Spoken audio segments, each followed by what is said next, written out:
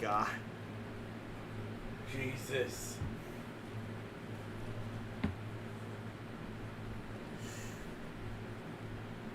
So terrorism.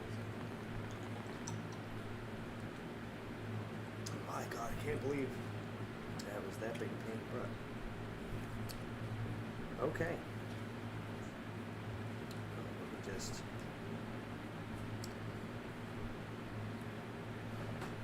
send that to at least a couple of the people who I know were checking that out.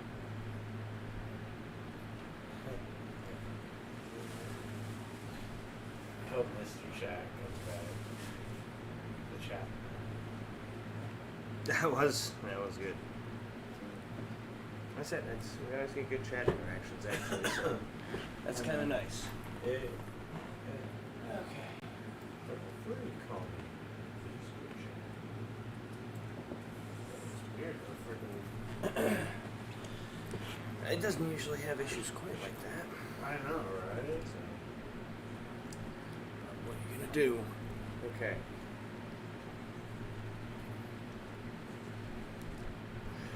So if you're just joining us or rejoining us, I do apologize. The internet was having an issue, and the stream was then having an issue, and I just rebooted.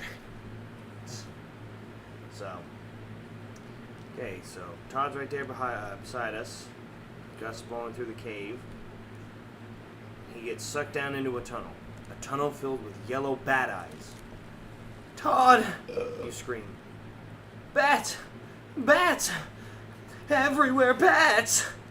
Todd yells as you watch him being drawn deeper and deeper into the tunnel. They're beautiful! You knew this kid was weird. Now what are you supposed to do? Go down the tunnel of eyes after Todd? Or turn back and run for help?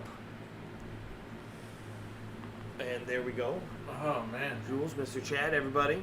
We got a next choice. Are we going to get going, or are we going to try to chase after Todd? Run. Run. That's fair. Run. It's probably the best option, I think. I mean, this is the fuck Todd run, I guess. To be fair, we're supposed to read this one twice, so maybe next time we'll be a little nicer to Todd. Yeah. I mean, the way this says bang going the whole time, it's like, fuck Todd. I know that's what Mr. Chat would go for, too. Yeah. Okay. Put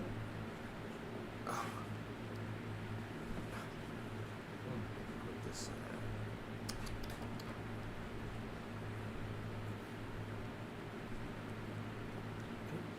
Forget this, you cry. I'm out of here. You decide you're going back to the cabin to get help. It's one thing to try to get Todd's stupid box back. It's a whole other thing to be eaten alive by bats. You quickly turn to leave, but in the darkness with the bats flapping around your eyes, you can't see where you're going.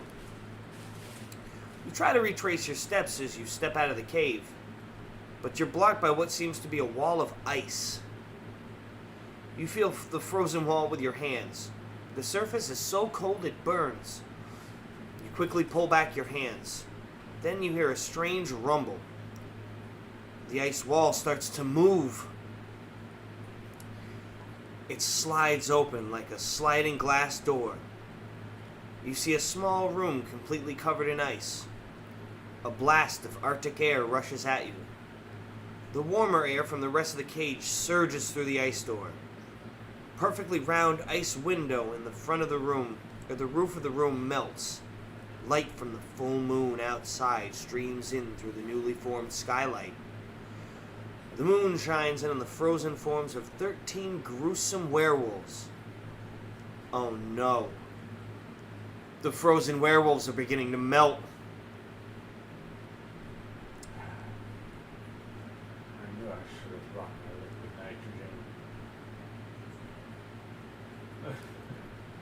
nitrogen. The werewolves' frozen faces begin to move grotesquely as they start to thaw. The werewolves open their jaws, their fangs gleam in the full moon's light.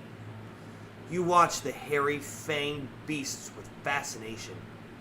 They seem to communicate to one another in low growls and short howls. When all of them seem to be totally unfrozen, the leader of the pack leads the way out through the through the open ice door. The pack of wolves walk right past you. They don't notice you pressed flat against the wall. You watch as they lumber into the cave. When at least one has passed, you wait for a few seconds. Then, you follow the sound of their low growls through the dark cave. Where are they going? You've entered the tunnel of the wolves. Now, you hear a bone-chilling "How! Wow, wow, wow!" Again, "How! Wow, wow, wow!" This time, it isn't exactly bone-chilling. It sounds more like chalk screeching on a blackboard. That's fair. I don't think that's a werewolf howl, you say aloud. Then you see a surprising sight. It's Todd! He looks awful. His hair is covered in slime dropped by the slugs on the cave ceiling. His geeky face is completely white, and his mouth is wide open in a howling O shape. Todd! You shout, startling him out of his howling. Are you totally nuts, or what? What are you doing? I'm making the werewolves think I'm one of them. Todd answers in a terrified and shaky voice. I heard them running. I didn't know what to do, so I started howling. I don't believe it, you say. Todd, you are... Then you hear the werewolves, too. They're running. But which way? Toward you or away from you? The werewolves! Todd shouts. Start howling! You grab Todd's shoulders and give him a good shake. Snap out of it, Todd! You order him. It's either howl or run, he insists. And we don't know which way the werewolves are heading. There's more than one choice, Todd, you reply. You point to a stream of light at the end of yet another tunnel. It looks like as if it might be the way out. There, you say. Oh, yeah, sure, Todd says nervously. I already saw that tunnel. I also saw that giant hole in the floor between us and the way out. Just listen to this. Todd drops a loose stone into the hole. The two of you wait to hear it hit bottom. It never does. Now that's a hole. A bottomless pit, Todd announces. How! Whoa, whoa, whoa, whoa! This time the howling isn't coming from Todd. He's too busy talking about the pit. It's the werewolves, Todd whispers. Start howling. No! Jump! You shout. So we can either howl to save ourselves or jump across the bottomless pit.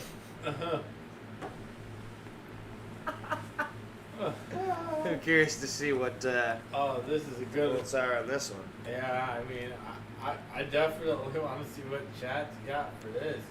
See if Mr. Chat See if Mr. Chat comes stops back for this one. This might be a difficult one for him, you know. On one hand, fuck Todd, right? But on the other hand, I think Todd might have a point here. Well, You no, never we know. can just shove Todd in the pit and howl to save our own ass. See, it's still an F Todd run. I know, I'm just a fucking dickhead. Are you voting for going for the? I'll make an ass of myself.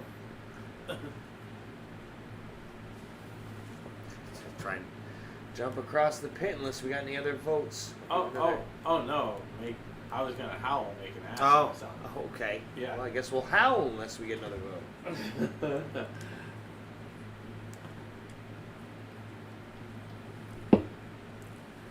Yeah, it's a shame. Normally I would put on see the chat. What we got? Oh, Howl it is. Howls. We look like a. We're gonna make Ah! ourselves look like a bunch of jackasses. Nah, it's all good, guys. I've been doing that every time it goes howl. Oh. And it was like nails down a chalkboard. I was like, that's fair. That's me doing this right now. Sorry, The book's I meta was as there. hell. It knows I'm not doing a good job. And let's howl. You know, I've seen that one. What's his name? Cornetto trilogy movie. Yeah. Shaun of the Dead. Don't they do that at some point in that? Oh. Pretty sure they do to get across the zombies at like a park or something. It's the Oh yeah, where it's they they're all doing really shitty zombies, zombie yeah. impersonations, but it works. So Hey, I like Mom, our give us odds. your- I yeah, think. It's like, Mom, give us your zombie. I'm sorry, I was thinking about something. What? Perfect. Jeez. Because isn't it the woman you think's gonna have no good ideas, and then she has that, and you're like, actually. Meanwhile, the two idiots are arguing about whether the shotgun over the bar they frequent is loaded. Is real. Yeah. No, they're thinking. It's like no. And it's dogs never- can, no, but dogs can look up. That's great. Okay, here we go. The werewolves are too close. You have to start howling. It's your only hope. You want to do this in unison with me? You can just keep doing it while I'm doing it. That's good enough, honestly. How wow wow wow! How wow wow wow! How wow wow wow! There. You and Todd take turns howling to keep the werewolves away. You've been standing here howling for hours. So far, it's working. I think we should. There isn't a werewolf in sight. Good job. Keep up the howling until the end. See? Yep. Hey. I mean, not a bad ending, but It's I not think it kind of worked. It's not a good ending, but it's not a bad ending. I'm gonna get it doesn't fill in the gap. Like, we didn't get murdered. Let's be honest. We didn't get murdered. We didn't get trapped in some Yeah. kind of nightmare existential hellscape. Like, this is a fucking amazing ending. At the same time, This this like is a also good- still a bad ending. It's a good bad ending. You survive, but you're standing there howling till you die, essentially. Yeah, it's not. Well, no, you probably don't understand it. I'm guessing it's not like said there, but the context, the way he writes it, it's kind of. Right, because It's more or less implied that you probably just do it all night, and Yeah. then in the morning you and 'Cause, Todd yeah. finally exit when the sun's out. And Yeah, when that's probably what it is. So you're probably disappear exhausted. at dawn. He doesn't get his box back, and so not a good ending. But yeah, he doesn't you get lived, his box so back. not a bad ending. Everyone's exhausted. We completely humiliated ourselves, but you know what? We survived. Okay, next up, let's get ready to head back to school. So Oh. this one's on the Internet Archive. Son of a gun. So I have, I have to Don't log mind in real school. quick. Huh. I was the nerd. Oh, nope. Zombie School is one of the one of the ones that you have to log in for in there. Oh, wait. This one actually is going to be worse because I am going to have to go between pages. Oh. The hypertext are gone. Thank goodness we'll do another round of the werewolf one before we wrap up into the night. We'll see. Yeah. So this one is Zombie School, not to be confused with the regular Goosebumps book, Escape from or Why I Quit Zombie School, or there's like another one that has like Zombie School or something in it, vaguely related to the excessively long franchise that is Goosebumps. No, this is the Give Yourself Goosebumps book, Zombie School. Accepted, the letter says. You still can't believe it. and you've read the letter 100 times. But now you're on a bus, headed towards Rainwash Boarding School. Yes, it's true. You got in. And with a full scholarship.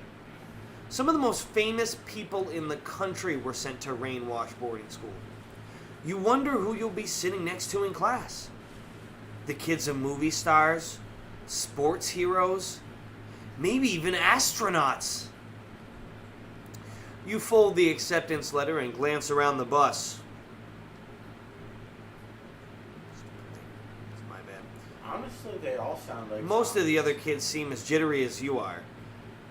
They may have famous parents, but the first day of school makes everyone nervous. You glance at your watch. You should almost be there by now.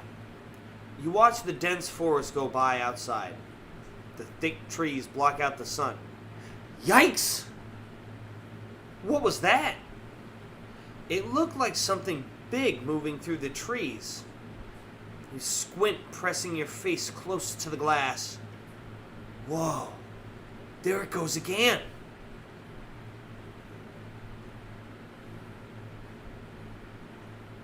What goes again?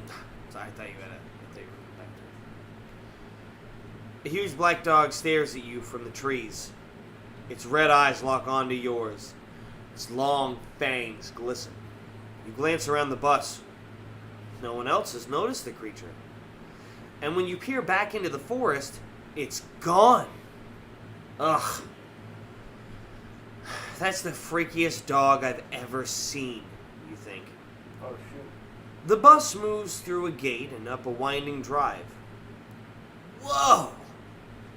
Rainwash is big and gray, with towers and spires made of stone. It looks like an old castle. Excellent.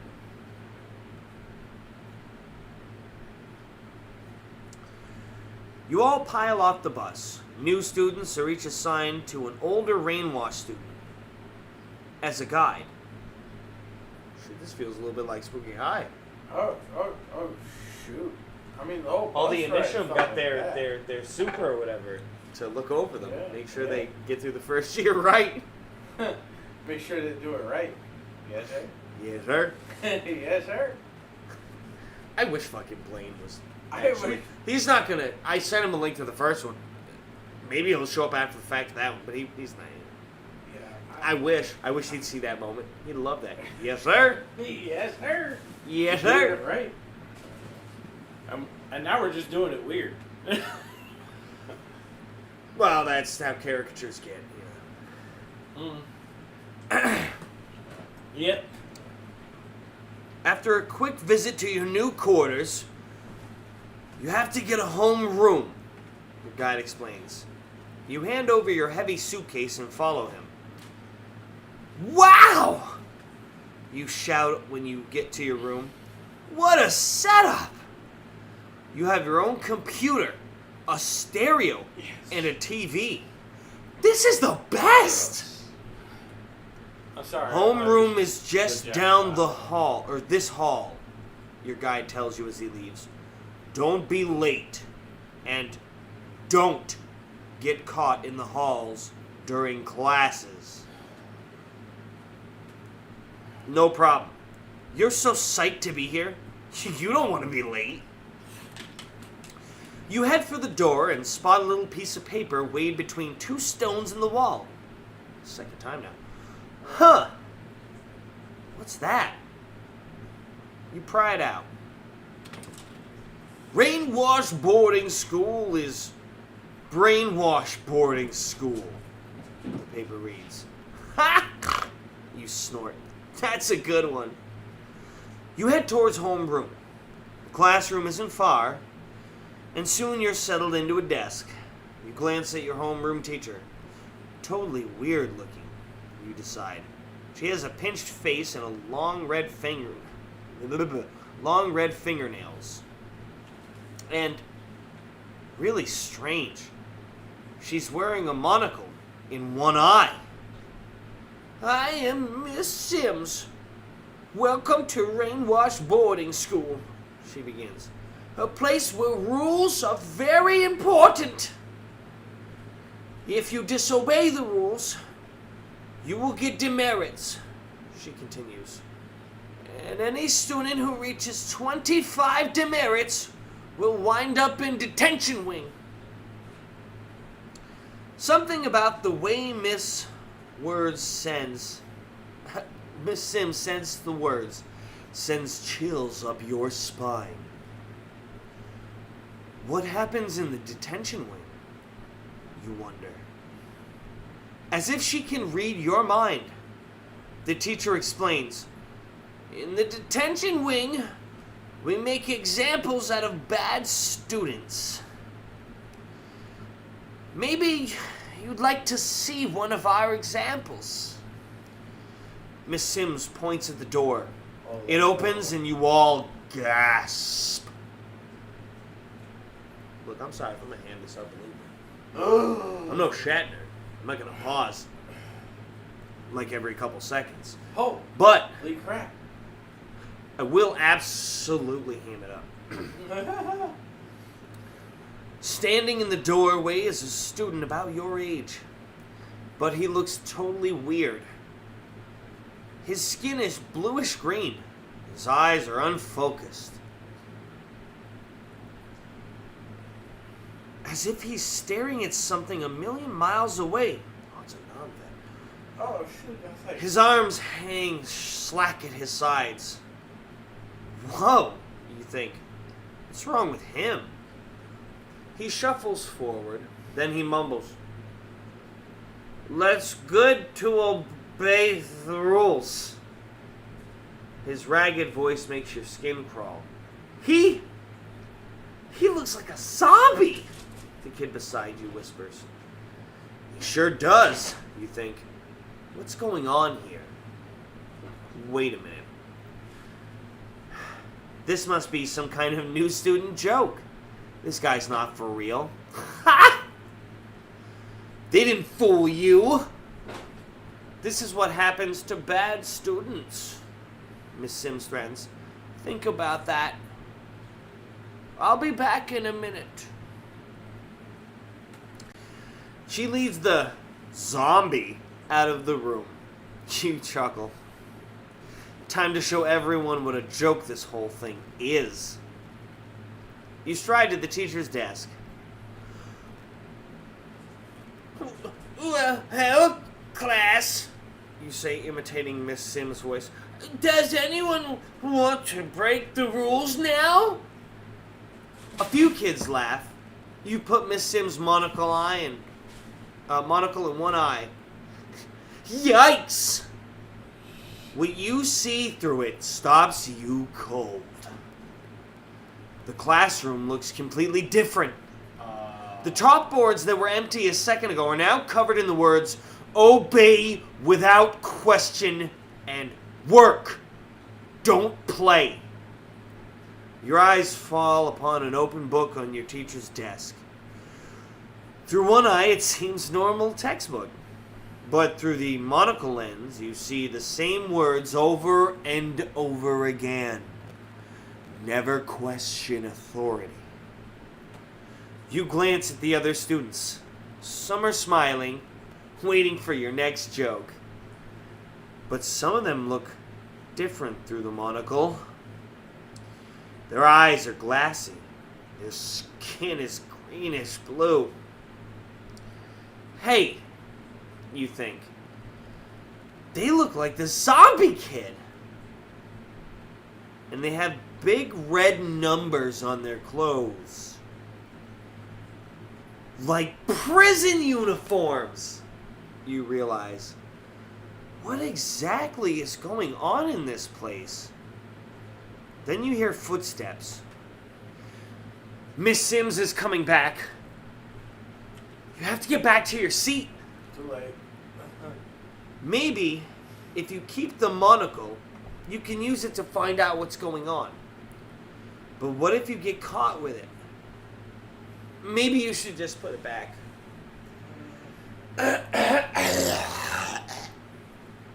Oh, damn. So, first question, are we going to keep the monocle? Yeah. Careful, bud. Oh, shoot! That's fine, it's empty. Okay. And that was handsome. It's allowed. He's on camera this whole time, and I'm okay with that. Yeah. You've been No! No! Exactly. Mary, why you gotta... Why you gotta... You sure you don't want to sit in my ruse? In my rooms. You sure you don't want to sit in my ruse, cat? Cat named Bruce? You don't want to sit in my lap, Bruce? No. You could be a helpful set piece. No. He didn't even understand the honor. All I wouldn't let want- nobody fucking film What motion. can I do to give you a moment of peace?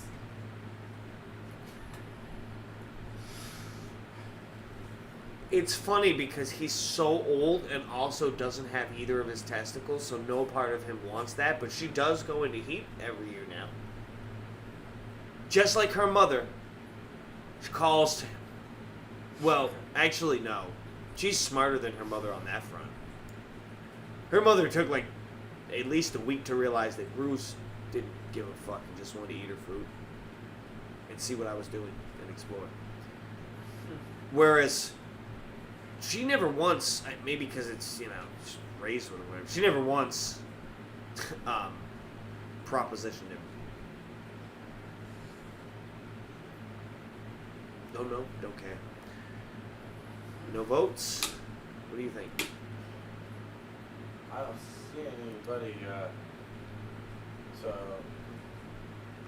I mean, if you put it back, I think either way we'll be continuing this, Yeah, but This adventure. I think pocketing the monocle's probably not the worst of ideas. it's not the worst of ideas. I mean, To have an extra tool if we might need it. We're in zombie school after all. We have a yeah, prestigious zombie academy. it would be good to be similar to the late great Brass of the Rowdy Variety. We come to the school to do two things. Yeah, that's pretty true. Obviously, R.L. Stein had seen that before this. There's some Unfortunately, pretty. we're out of bubble gum. It definitely smacks of fucking that.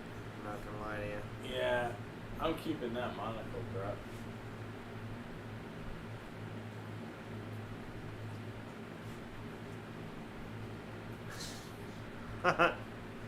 Well, my brother might show up in the chat now. I just sent him a thing in. Word. So, we'll see. I'm guessing poor Jules is like counting drawers and getting out of here. She might be listening to us on the thing. I think Mr. Chat. I don't know who the fuck Mr. Chat was. I'm gonna be real. I couldn't even guess out of the people I sent the link to and the first time and stuff. So I have no idea who Mr. Chat is. Oh.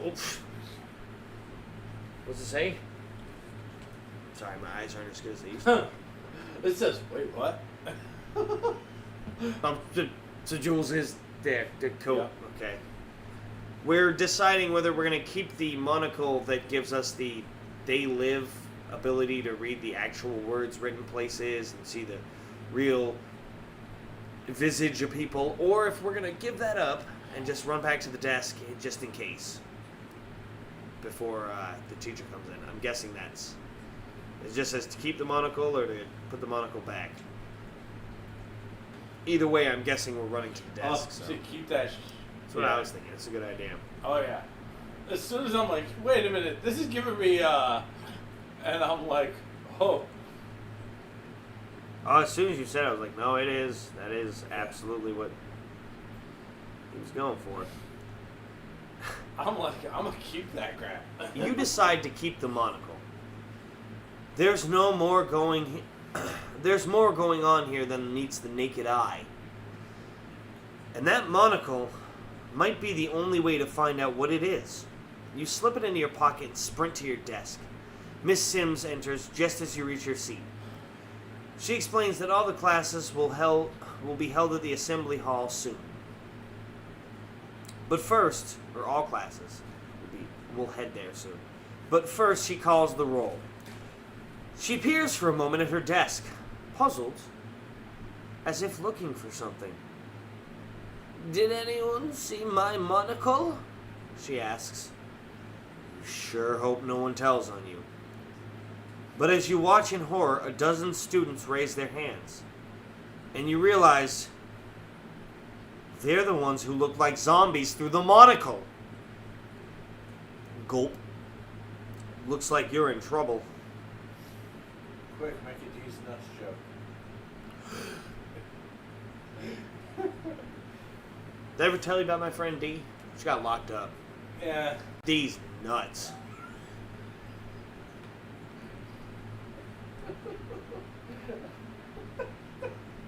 That's a good one. I like Guys, it. I was thinking we should make a cake tonight. Nice. But we're missing like some ingredients. Oh, we need some trees nuts. Trees nuts! You thought we were going to say D's, weren't you?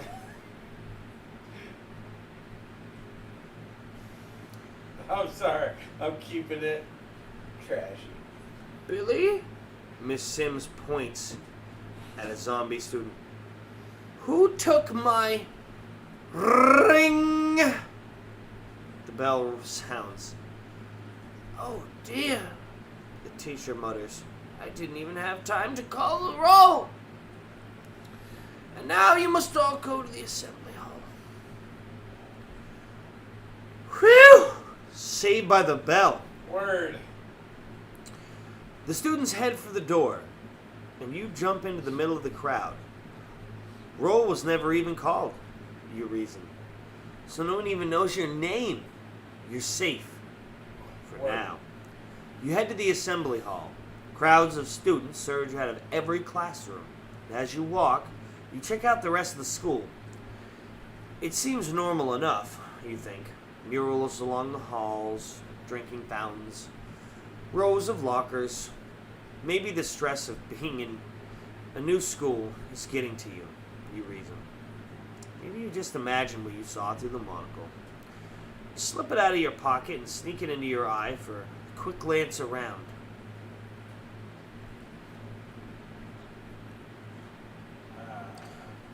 You're right. The stress of being in a new school is getting to you. Because this school is whacked out. Your breath catches you in your chest as you gaze through the monocle. Through its lens, you can see that the murals on either side of the hallway have hidden messages in them. Never think for yourself. Work is better than play. Never be in the hall without a pass. You glance quickly through the monocle at the students crowding the hall. Just like in the classroom, a lot of them have bluish-green skin and glassy eyes, and numbers on their clothes that are invisible without the monocle. Playing isn't really that much fun, you hear another student proclaim. That's right, another student agrees. Work is much better. Whoa, you think. They talk just like the slogans on the wall. What's that about? You feel a hand on your shoulder. Gulp. What's that you got there? A voice asks.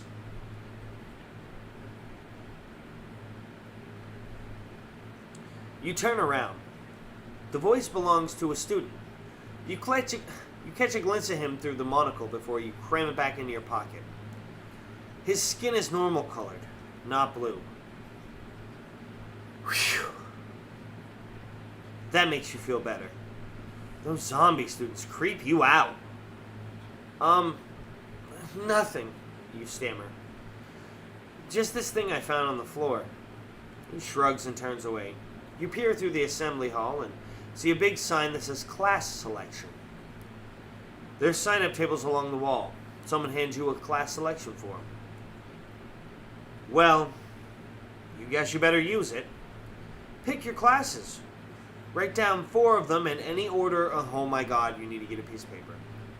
Carp. Need paper. Darn it. Just grab a thing of computer paper and, shoot a pencil right there somewhere.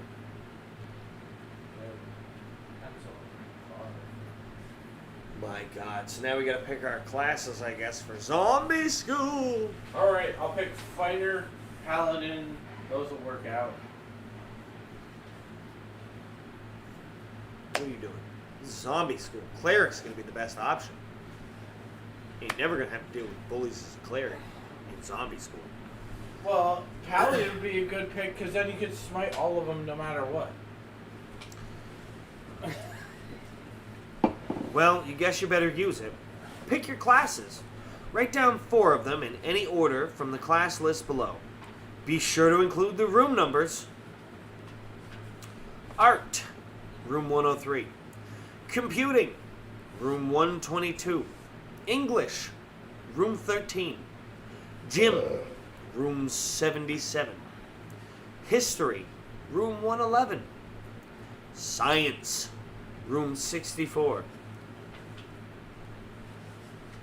So what do you? So we this is kind of a secondary choice. We kind of have to finish that before we move on to the next page. So we got to pick what, 4 of them? Yeah. Okay. Any votes from the chat? Any of those classes catch anybody tuning in right this second? Aye. And you get a vote as well, Jeff. Well, that's 2 right there, and then I'll pick one, and maybe if we don't have enough chat votes, we'll all, as a group, kind of pick up a last one. Well, I see a vote for art. Art it is. You know I'm putting down English, so art and English. Bam. Whatever you want, and then we'll decide as a group, out of what's left, what we should do. All right. All right. So Art is room. So art room 103. You just write art 103. Yeah. English 13. What are you thinking? We got computing, gym, history, and science left. Science. That's a good fit for this year. I would actually pick that myself if it would have been my vote for the group one. Okay, so for the 4th one, science is 64.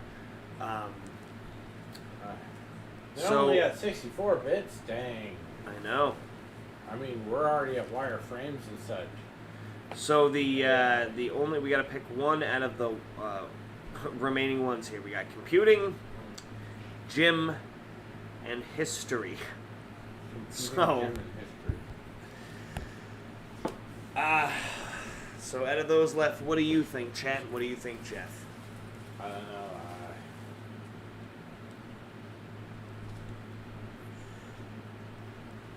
I'm not sure if history would teach us anything, because it could be revisionist history. Wow. Zombie school, I guess you never know what they're going to teach you for history at zombie school.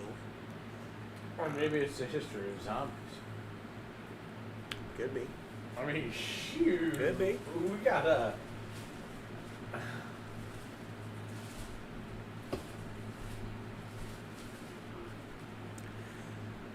I mean, gym class is probably going to be pretty bad. Yeah. One way or the other, I'm sure. It's going to be a lot slower. Computing might be useful. I mean... Yeah. Yeah, because I was like, history? No, that could be some... Oh, gosh. Yeah. Part of me is just like, ah. And then I'm just like, I think we could probably do computing and it would work out better. Alright, we got one vote for computing. And honestly, I think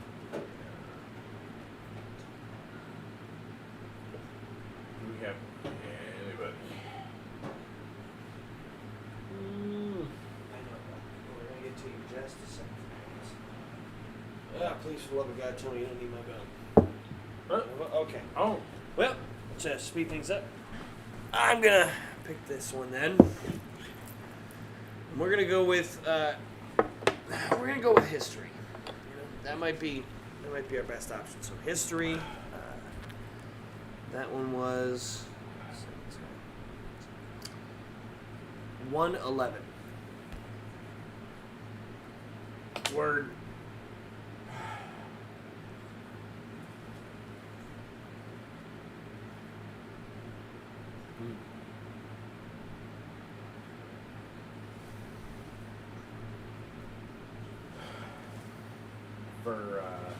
those in the chat,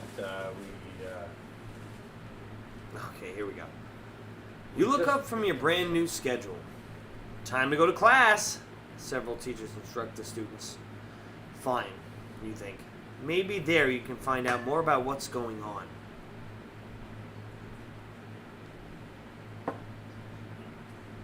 Oh no! Well, I guess... Is it... Okay. I guess we gotta go with our first class we picked. So, that means Jules. Girl, we're going with your choice. Art it is, which... Convenient, because I think it just said that right here. It says the page I need to go to. Perfect. That was literally the example it chose.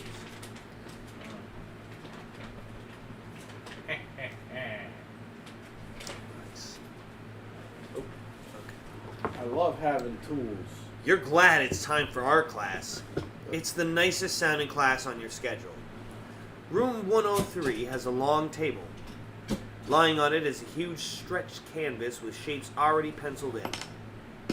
Sort of like a colored by numbers set. The teacher, a woman with paint smeared smock and glasses, passes around paints. She orders you all to fill the canvas. This isn't a very creative art class, you think. You take another look at the shapes drawn on the canvas. Once this painting is done, it will look just like one of those murals in the hall. The kind with secret messages. You slyly put on your monocle in front of your eye and peer at the canvas. There aren't any hidden messages on the mural yet. Maybe once the paint is applied. You turn and see an open can of paint sitting on unused on a low shelf. Whoa, it's bright red. So bright that it's starting to make you dizzy. You remove the monocle and stare at the can again. Without the monocle, the paint looks perfectly clear. You feel yourself smile. This gives you a great idea.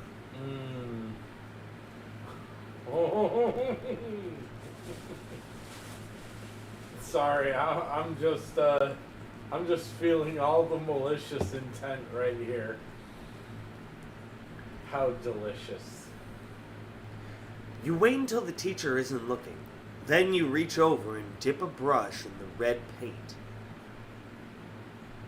You try a few dabs on the mural. They're invisible until you peer at them through the monocle. Yes! It looks like your idea could work. What if you painted your own slogan on the mural? You could write whatever you want and no one would see it. But just like the other hidden messages, maybe it would change the way people around here think. You could write, "Let us go home," or "Play is fun." After all, you've got to do something. You can't just wait around until you wind up brainwashed. Of course, if a teacher saw your message with the monocle, they'd know someone was up to something. And if you get caught, you'll probably be in a whole lot of trouble. You remember homeroom? The example student who'd been to the detention wing? Gulp. You don't want to end up like that. Should you risk it? So we can paint our own invisible slogan or forget the whole idea? Oh, hell yeah, let's just be malicious.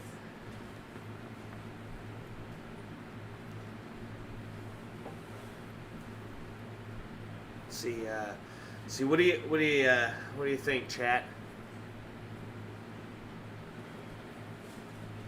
Should we paint our own slogan in the secret invisible paint?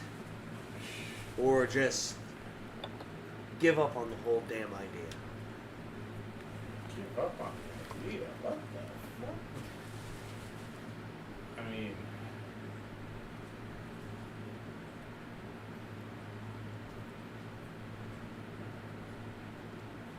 It's been a while since I had this one.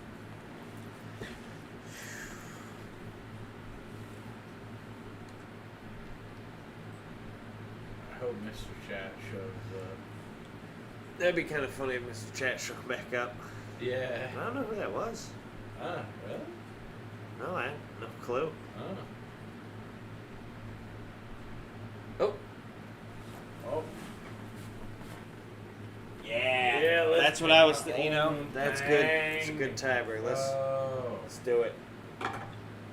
That's right. We're gonna subvert it. We're gonna strike back at capitalism, the same way capitalism has struck at us for years. Subliminal messaging. Right into Jones. Oh my gosh. Dear Lord. You decide to risk it. Paint your own slogan.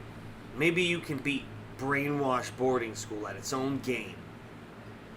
You watch the teacher carefully. Once her back is turned, you jump into action. You dip your brush into the invisible paint. Then you reach out and paint the first thing that comes into your head. Let us go home.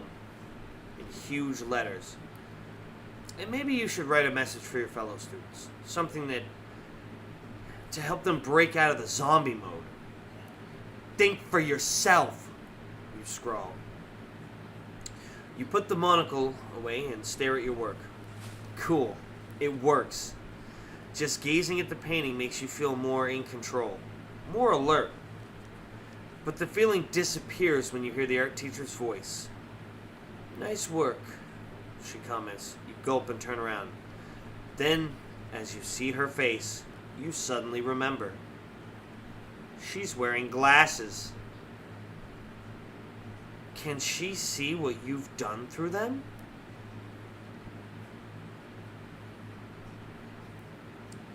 I was just... You stammer. I know what you were up to, the art teacher snaps. It's true. You realize with horror, her glasses are just like the monocle. Oh, shoot. She pulls out a big felt marker and holds your chin firmly with one hand. She writes something quickly on your forehead with quick strokes of the pen. Then she releases you. See how you like Rainwash School now, she cackles. The bell rings. Whew. You hurtle out into the hall. No big deal. You'll just slip into the bathroom and wash whatever is written on your face. Wash off whatever's written on your face. Then, you feel a sudden shove to one side. Ow! You shout. But the boy who shoved you keeps on walking. What's his problem, you wonder? Then you feel a ball from behind as someone kicks you. What's going on here? You push your way through the crowd. Finally, you make your way into a bathroom and peer at your forehead in the mirror. There's nothing written there. Then you remember to look through your monocle.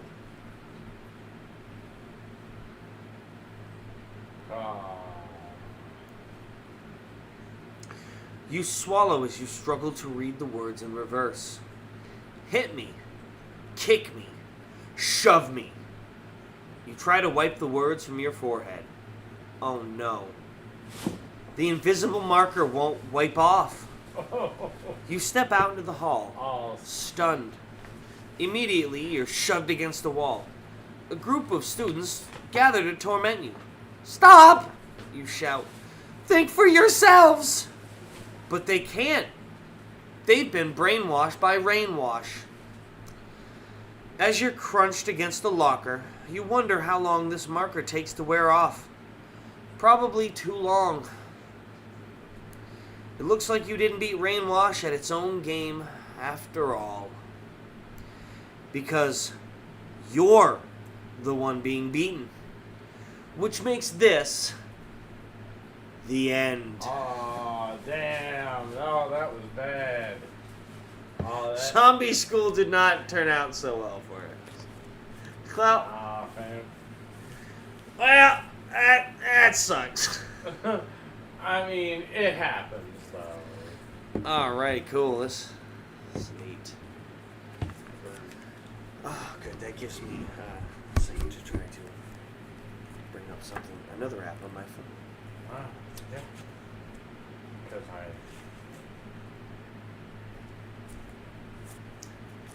Now we're going to be on to Return to Terror Tower, which, if you're not, I guess, a 90s kid, you may not be aware of, like, Terror Tower, but it's one of the big OG Goosebumps. Yeah, wasn't it books. Night at Terror Tower? It's Night at Terror Tower. Yeah. If you're picking, like, 3 that are, like, every 90s kid, even not just the Goosebumps hardcore fans like me know, it's Night at Terror Tower, probably, like, Stay Out of the Basement, The Haunted Mask. There's probably one more I'm forgetting. Oh, maybe Slappy, just because he's such an icon. Dummy. For Yeah. that, you know, and has multiple parts. So they're all kind of big deals in the Goosebumps world. And I believe, if I remember correct, this is the first time that there's any kind of return to it. I think there's one after this. This is one of the Give Yourself Goosebumps books from the special edition. It's actually the second of those, and I think this is like right around the time they were doing like the Goosebumps 2000. So this was like in between like the next sort of step, I guess. I mean, I guess the original Give Yourself Goosebumps were 2, but I think this is like after some of the 2000s ones came out. It's got the same like redesign on the cover. Yeah. I actually had this one, I think, as well in my original collection years and years ago as a kid. So this is good. This is gonna be a good one. Word. So for a quick rundown, for curiosity's sake, for those, after Return to Terror Tower, we got another werewolf one. Word. Werewolf of Twisted Tree Lodge, which should be interesting. Neat. Invaders from the Big Screen, and then some returning ones. Scream of the Evil Genie. Oh, and then Welcome to the Wicked Wax Museum. Scary Birthday to You, and then finishing off with one more round of the Werewolf Woods. Now we'll see how that schedule actually comes down to it, but that's what I have here. Yeah. Now, on one hand, I'd prefer to do the actual books, but out of those two, we may skip those to make sure we get the new ones. Yeah. Okay. The Lord High who? You stare at your friends, Eddie and Sue Morgan. Sue scowls. The Lord High Executioner, she repeats. We told you about him already. Are you even listening? I'm listening, you answer. But this story is a little hard to keep up with. You munch another cookie and take a swig of milk. The truth is, you aren't really listening. The 3 of you just got out of school. It's a warm spring day. There's a breeze blowing. Now that you've had a snack in the Morgan's kitchen, you want to go outside and ride your bike. Maybe have an adventure, if that's even possible in your rinky-dink little town. But Sue and Eddie insist on telling this crazy story first. About how they're actually a prince and a princess from medieval England. Yeah, you think. And I'm president of the United States. She pushes a lock of blonde hair out of her eyes, and then keeps talking. Over 800 years ago, our father was the King of England. Like I said, I was Princess Susanna, and Eddie was Prince Edward. Our father was a good king. He treated his subject kindly. Eddie and I were to step into father's place as rulers of England. Sue! Eddie! Reality check! Your father is Professor Morgan, you interrupt. He teaches history at the university. He's not our real father, Eddie says. Who's your real father, then? He's dead, Eddie replies. You see a cold, hard look in his eyes. He was murdered by our uncle.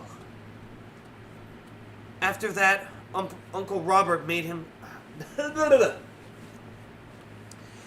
After that, Uncle Robert had made himself king. He used magic to turn the nobles against us. And he had help, Sue adds, with the same hard look, from the world's most cruel, evil man, the Lord High Executioner. The Lord High Executioner, you repeat. A chill races up your spine. He's a twisted, evil man, Eddie declares. He loves to inflict pain and suffering. After Uncle Robert became king, the executioner locked us in the tower. It's a terrible place, full of instruments of torture. We were being kept there so the executioner could burn us at the stake. Eddie shivers and goes silent. Sue picks up the story. Our father's wizard, Morgred, rescued us. He sent us to this time, your time. We were in London, but the executioner followed us. He kidnapped us and took us back to the past. And he almost killed us again. Morgred saved us for the second time. He brought us to this time again. And we moved all the way to the United States. Now Morgred stays with us and pretends he's our father. When she finishes, there's a silence in the room. It's a crazy story. And you're beginning to think that Eddie and Sue believe it. Does that mean that your friends are crazy? Maybe you should get out of here. There's still plenty of time to go for a bike ride. Or maybe you should stay with your friends.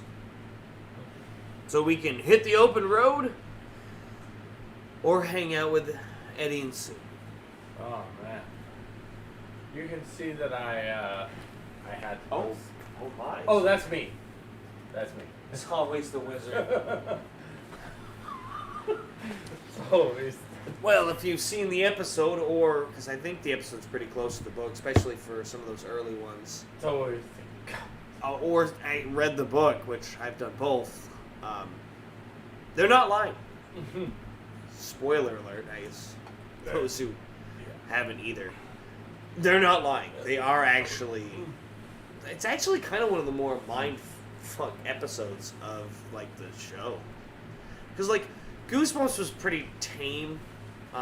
Some of the books could be a little more... The first one, actually, the one we read Oh, yeah. for the tabletop thing. Yeah. And I have to edit... We used to live in that house, by the way. I have that one. I have a read-through of me just reading that book that I have to edit together and upload to the channel just because I want to. I was going to do it as a surprise this month if I actually get off my ass, but it's not like that. That one's really dark, actually. Like, notably. People to this day know how, like, actually really kind of dark and graphic that one is. But that was the very first Goosebumps book ever, and R.L. Stine didn't kind of nail what he was going for. As time goes on, they get way more cheesy. So the early ones have a dark streak, and that one particularly is the worst of all. Is like even the Haunted Mask and stuff, they get less, but Yeah, but it's like, after that, it's just... Whereas in, like, Are You Afraid of the Dark? There are some of those those episodes that are like, holy shit. Oh. That is terrifying. I don't think they usually kill them because, like, that's kids' TV rules. Yeah. But there are definitely some episodes of, like, Are You Afraid of the Dark where, like, kids are stuck in a place that, like, death would be preferable. Yeah. And you're like, damn, that's a lot to process as a kid. I mean, yeah, the one Goosebumps that just, that got me was, like, Attack of the Mutant, because I'm like, really? Really? But It's like, his Give Yourself Goosebumps books could be a little dark, so yeah. I will say they're not lying. So Okay, so they're not bullshitting, and I'm just being a smart ass for nothing. Cool. It's always, well, just for shits and giggles, it's always the damn wizard. I'll read the other one. But yeah, it's like,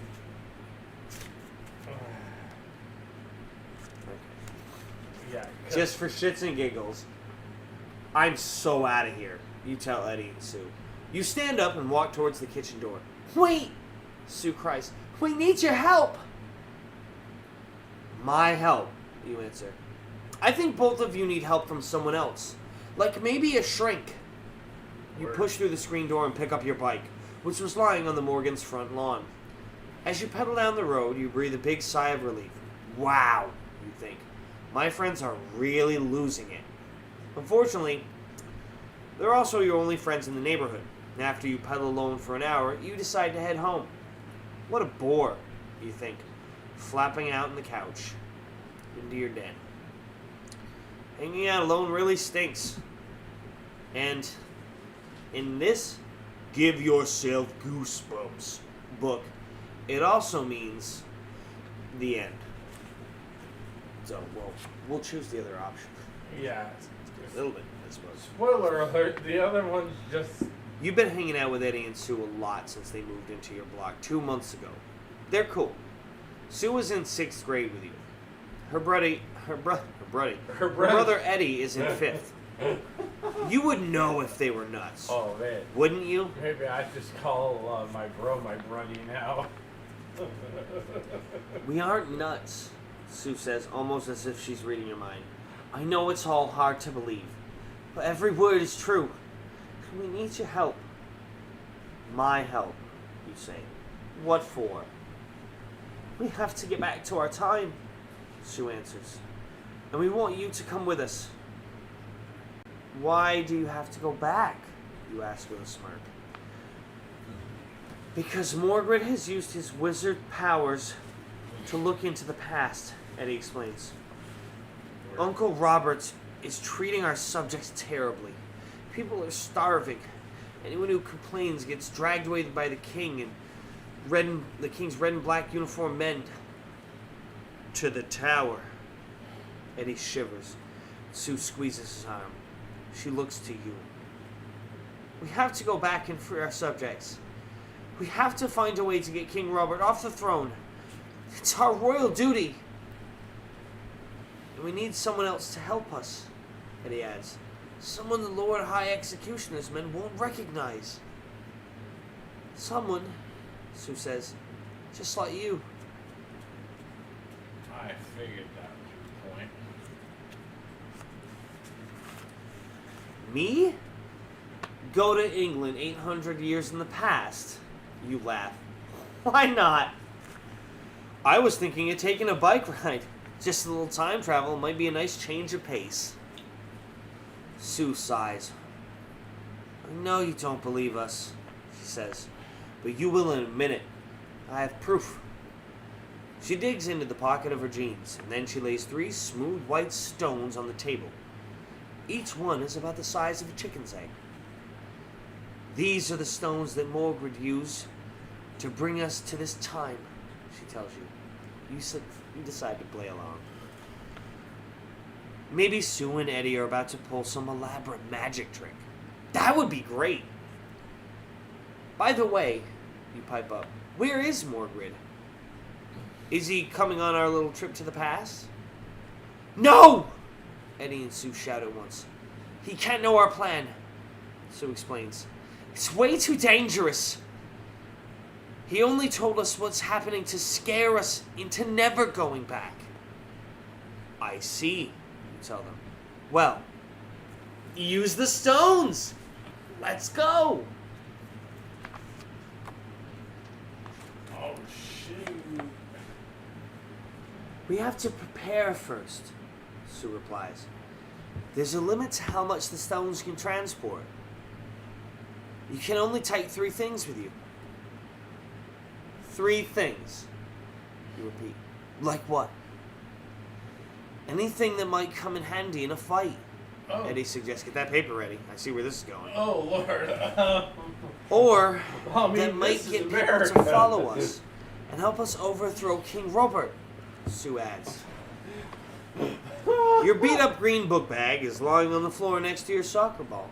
You unzip the bag and dump out its contents. Besides a couple of school textbooks and half a peanut butter sandwich, this is what you see. A pocket flashlight, a tape player, a pair of sunglasses, a soccer ball. What would you bring with you if you were really going back in time? Ask yourself. 3 items, so basically discard 1. Okay.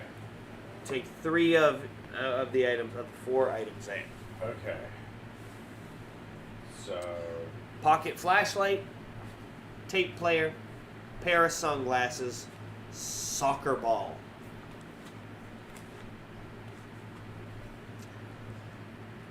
Well, if Jules is there, or, you know, maybe we'll get their vote. What do you think?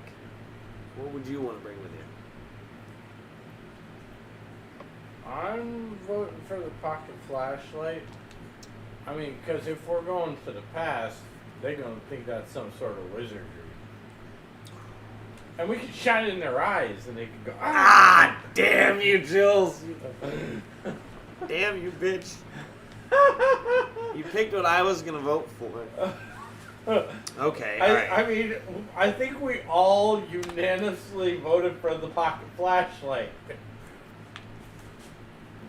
Well, okay. Here, we'll let Jeff pick the last one, because I don't know. I'll pick the tape player, because it's kind of, I was thinking between those two. So I'll go with the tape player, Jules. Oh, that was my second. Pocket flashlight. So then you can have the hard decision of fucking pair of sunglasses or a soccer ball. I could see either of them being kind of useful. I mean, I'm gonna take the international football. that may be a smart move, actually. I mean, it's a projectile. I bet sunglasses has I'm going to guarantee, knowing how these books like turn out some of these times, I bet you sunglasses is a very specific use case. And I'd be willing to bet that pocket flashlight is probably, there's a reason we all went for it. It's probably the most versatile. There's probably like 3-4 times that comes in handy. I mean, if you have it. and Whereas tape player, also probably kind of situational. One chance. Yeah. Soccer ball could be a similar thing, but I feel like you might get like 2 uses out of that. So. Yeah, you might be able to get 2 or 3 uses out of it. So. Okay, so now we go to page 136. The instant cool device. I'm just betting there's like one scenario where we get blinded and the sunglasses would help us, but it's probably not like 3 or 4. It's probably just like one time. So we got our 3 items. Now we're gonna go to page 136, and we wrote down the things we would. Whoa! Wait a fucking second. Choose 3 items. Turn to page 136 and write down the 3 things you would take. Then turn to page 104. Okay. It doesn't usually tell you to go like 2 in a row. Usually 136 would tell us to go down. 104. But Oh. I'll show it to the cam so everyone can see. Hopefully there's enough lighting. But it's, that's, even with a 4K camera. It's an inventory page. It says, use this page to keep track of what you have in your book bag. Write down the items you take with you. And then there's some space, and then below that, write down the items you pick up on your adventure. There's nothing. So it's a 2-fold inventory thing. So now I see why that makes sense. Because the book was kind enough to give us one of those. Not all of these do. You stuff the 3 items into your book bag. Are you ready? Eddie asks. Yup, you reply. Give me one of those rocks. No! Sue screams so loudly you almost jump out of your seat. The stones are dangerous, she adds gravely. When the spell takes hold, you'll probably feel strange. But whatever happens, don't touch the stones. Is that clear? Yeah, sure, you answer. This must be a part of the trick. All right, Edward, Sue tells him. You start. Eddie places the first stone in his palm. Then he places the second and the third on top of it, so they form a small tower. You notice that the stones are glowing. Cool. They're coated with glow-in-the-dark paint, you think. Eddie begins to chant some corny spell. Movarum, Lovaris, Movaris, he calls out. The stones suddenly explode in a flash of blinding white light. You're blinded. A force like an invisible hand squeezes the air out of your lungs. You gasp for breath, fighting to stay awake. The room is spinning. Fear and panic fill your mind. Whatever is happening is no game. But what is it? Magic? Through the white haze that covers your vision, you can just make out Eddie in front of you. The 3 white stones are still in the palm of his hand, glowing fiercely. The stones, you think. If I knock them down, whatever's happening will stop. With all your might, you struggle to lift your hand and knock away the stones. Then you remember what Sue said. Whatever happens, don't touch the stones. You hesitate. Sue told you not to touch them. But you feel as if you're choking to death. You've got to stop this. What should you do? Gonna knock down the stones or heed Sue's warning? I mean, hey, there's no Todd. True. Plus, And you know, I mean, it's a kids book. They're all kids, but she's British. Yeah, Cool, boy. They You know what I'm have, saying? they do have a habit of steering us in the okay direction now that we're independent from them. I was just gonna say it's it's a sexy accent, I suppose. You know, also less teeth, I guess. I mean, well, I know a VTuber that's British. How many teeth they got? I don't know, they're a VTuber. Probably less than you can ever see. They probably blend into Richford, Vermont. I've heard that... That's a joke for everybody who's from my home state and northern home. I heard that they're a state. tall glass of water. That's... I like that I wasn't doing a British accent until I remember that they would probably absolutely be speaking in a British accent, even though I didn't mention it in any shape or form, but I'd probably be doing that. And then I do the British, and then I do like my attempt at a British accent. Well, what do you think, Jeff? Should we knock the stones down? Oh hell no! They've been steering us right so far. Well, that's a vote to listen to Sue's warning. I will not touch the stones. What if something horrible were to happen? Cool, blimey. Fish and chips? Hey, fish and chips, I heard. Thank God this video will never be viewed by any single British person on the face of the earth. Because we are Jesus. fucked, bro. You know what? Then go ahead and laugh at me doing a fucking voice. You know what's even funnier? Them trying to do our accent. God damn, is it hilarious.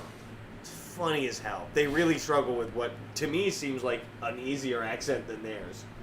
But I fucking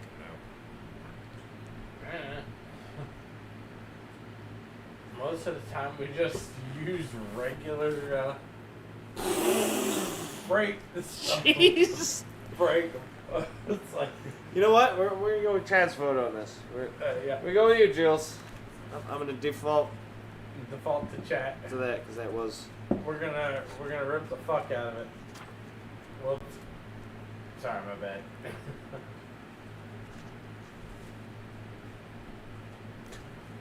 Hell, we got hot. See what kind of fucking nonsense. I don't think this is gonna be an outright game over kill us, but I guarantee you this is gonna be basically a bad path.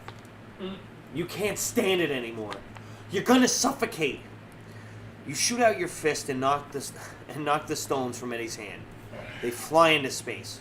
Then everything goes black. Slowly, you can breathe again. A soft blue light appears, covering everything. You feel yourself floating in a sea of fog. It's not hot. It's not cold. In fact, it's like a lot of blue nothing. Hello? You hear a faint voice. You can't tell if the person is miles away or right next to you. Are they British though? Why didn't you listen to me? It says. Why did you knock the stones away? Eddie? You say. It sounds as if you're talking underwater. Where are we? We're lost in time. That's Sue's voice. You can't even tell what direction it's coming from. Fear grabs you by an icy hand. Get us out of here! You cry. I can't, and he answers from far away. The stones are gone. We're trapped here. Where is here? You cry. Sue's lonely voice comes to you through the fog. Nowhere. Lost? Forever? In this weird, frightening nowhere place? You've been holding it in. Now you scream with all your might. But all you hear is a thin cry coming out of your own mouth. From what seems like far away, a few voices cry back. Help! Screams one. Someone get me out of here! Calls another faintly. After a while, you get used to being nowhere. And that's a good thing. Because you're going to be there until the end of time.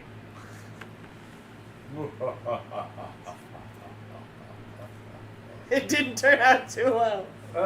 I will say I was going the other path and had to backtrack.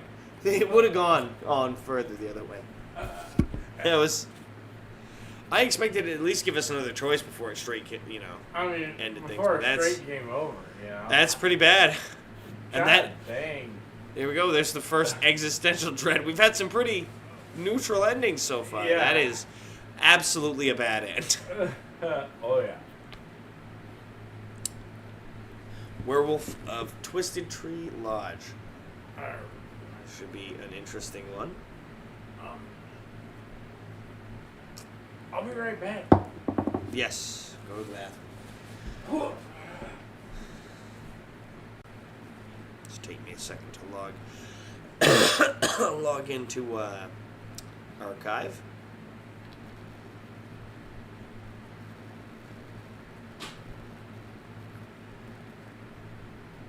And we should be good for the rest of the books on archive, so that's good.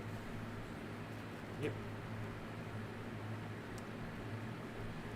I haven't used it in a minute, but I love Internet Archive. It's helped me so much. There have been movies for the movies I watch for when we're doing movie nights, just not stuff that's streamed or big social nights, but your average October night that I only got to watch because they luckily were on Internet Archive, so that's cool. It helps out there every now and then, and I love that I can borrow the Goosebumps books and stuff. It's nice. I don't chill out for a lot of things. I don't like ads, but if you get the chance, definitely support them in any way you can. They've made some really fucking stupid decisions, especially in the last couple of years. They had some things they probably shouldn't have, which incurred some eyes that probably shouldn't have been on them. But their cause is generally a noble one, and I'm here for it. So if you can support them, Well, take a big puff, and I'm just gonna start reading this one before he even gets back because we still got another couple new books I want to experience.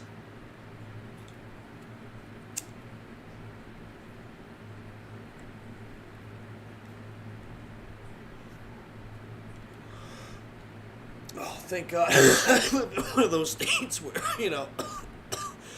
they finally got their act together in terms of trying to, control a plant that naturally grows. Thank God. Thank fucking God.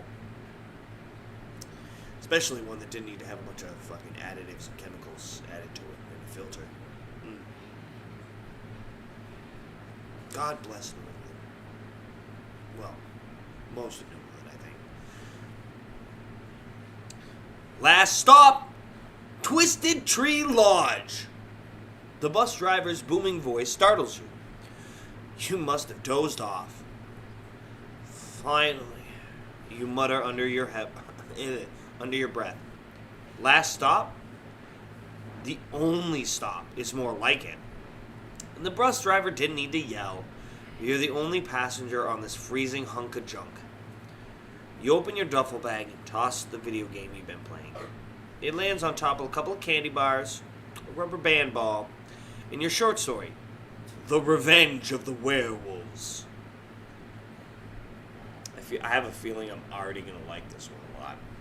You know, R.L. Stein doesn't do that. He's not a King kind of guy. In fact, I have a feeling in zombie school, if I had been like, no, we're going English first, I have a feeling there's a reason they're like, oh, art's going to be the most fun one. Maybe some of the other tech ones or whatever, like the computer one, but like, I guarantee you we would have bitched. These kids bitch about like English class. Obviously, I never did. I always enjoyed it. But I'm going to be an English teacher. So, but Happens. he doesn't tend to do that. So I couldn't, if we went that way, I couldn't see him being like Stephen King would and having like there be a vague fascination with this character. None of his characters ever seem to give a hell about that. Whereas King's always got that one self-insert character, like that one character in it that's a fucking author because King's a fucking author. Yeah, the guy who is... If there's not an author, it's a drug addict or an alcoholic, referring to his use of substances while writing. Or some- usually a combination of the two. Or Yeah. three. Or somebody gets hit by a car because he got hit by that car. Well, I mean, hey. Alright, it's that one story in particular that influenced that. Alright. That influenced He's a Misery. guy truck of good fortune.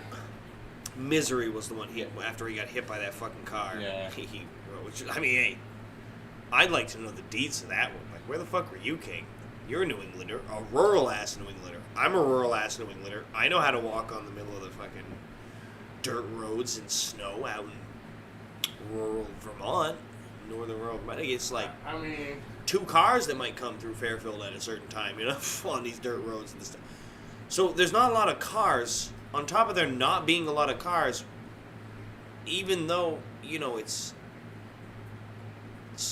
like the road or whatever, and there's like some tire tracks likely, you're still just walking the fucking side of the road. What are you doing? I mean, And you're alert enough to know when a car's coming and move before they see you even. So like, I just want to know the deeds. I'd love to to see the how did that happen? and usually that move is just a simple dive. But I get the feeling Into we'll actually get an author or writer kind of insert, which I don't think, you know, he does that very frequently. That's kind of nice. I like that. Okay. This is the story that won first prize for best horror story at the school book fair. And as the winner, you get an all expenses paid trip to horror story convention at Twisted Tree Lodge. All the best known horror writers will be there. Cool. Except for one thing. You didn't write the story. I literally take back what I said 30 seconds ago. Oh, God damn it. This is actually more like one of the kids I would have wrote their homework for. Just seeing the story makes you feel guilty. You found it in the school garbage bin. As a joke, you wrote your name at the top. You never even read it. Then you lost it somewhere. Next thing you knew, your name was being announced as the winner of the Best Horror Story contest. Now here you are, riding along the dark cliffs in snowstorm to claim your prize. The prize you know isn't really yours. This is the end for you, the bus driver announces. He brings the bus to a jerky stop. Did he have to put it that way? You grab your bag and get off. The bus pulls away, leaving you in a cloud of exhaust. An enormous, gnarled tree looms ahead of you. You spot a banner hanging from the lodge behind it. Welcome to Twisted Tree Lodge, home to horror. Some welcome, you mutter. Where is everybody? A movement in the brushes startles you.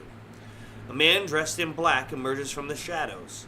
His black hat is pulled down so low that you can't see his face. He carries a black briefcase. Suddenly, his case flies open. Manuscript pages pour out. Oh no! He cries. A gust of wind swirls and the papers around the ground in the lodge. The story! The man exclaims. Several pages land at your feet. You kneel down and scan them. They seem to be part of a horror story. The man in the black, one of the famous writers you're supposed to meet. You glance up and discover the man has vanished. Hey! You call out. You forgot your... Then you shrug. He's already gone. You look at the top of the page of your crumpled pile. It's the title of a story called The Revenge of the Werewolves. Your mouth drops open. That's the name of your winning story. Well, your fake winning story. You continue reading. A kid wins a contest, just like you, and arrives at a lodge, just like you.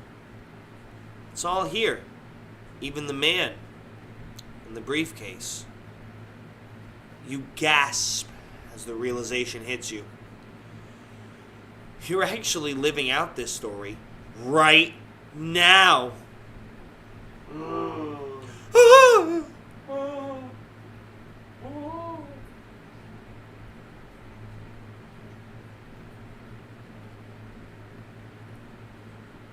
I ran out of gasps. How can this be? You stammer, glancing down at the pages. How can anyone know all of this and put it into a story? If the author knows the past, you wonder if he knows the future too. You frantically turn to another page in the story. They're all doomed. Everyone at the lodge will be destroyed, just as writers destroy the werewolves and other creatures in the night in every horror story ever written. Those who write or read of horror and fear shall face those same horrors and fears.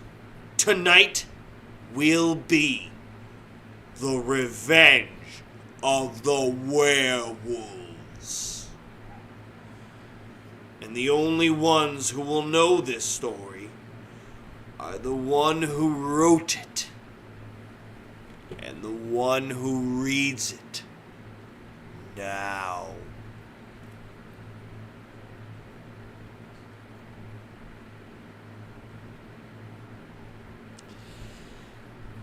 This is a prize-winning story? You start to laugh. I could have written something better than this! So much for finding out the future.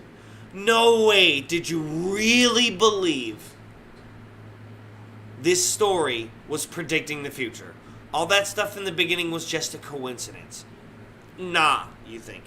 This story could never have won the contest. It's too lame. Writers being hunted by their own creations, readers facing the same horrors, too weird. No one would believe it. Still, the man in black with the briefcase will probably want it back. You climb the steps of the huge lodge. The door is locked. You lift the heavy door knocker. Whoa, you exclaim. The knocker is an intricately carved wolf's head. It looks so real, almost as though it could bite you. As you wait for someone to open the door, you spot a man in black. He slinks through the hedges and turns the corner. Hey! You call after him, holding up the manuscript pages. But he doesn't seem to hear you. Should you go after him? Or should you first let the contest people know you're here? Here's our first choice. Are we gonna try to enter the lodge and be like, hey, we're here? Or are we gonna chase after the guy with the briefcase who has that silly story? Do we have enough meat to enter the lodge? Tell you, yeah, right. Yeah, funny. Nobody in the chat saying, I get it. Good for you. I don't think anybody is going to show up and try and get that, but I get it. Yes, good call. It's the only game to go forward next year, so feel good about that. Think I'm laughing? You think I'm joking? Any votes for whether we should try to chase after that that character, or just fuck it? We can find some way to this lodge. What do you guys think?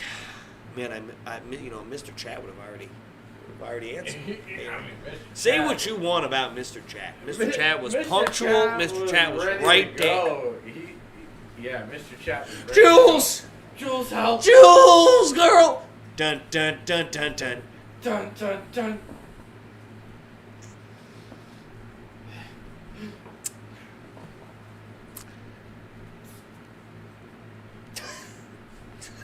We don't need him. We don't need him. We don't need him. Apparently, according to Jules, we don't need Mr. Chat. I believe in you, Jules. Girl, you got us. We'll find another way.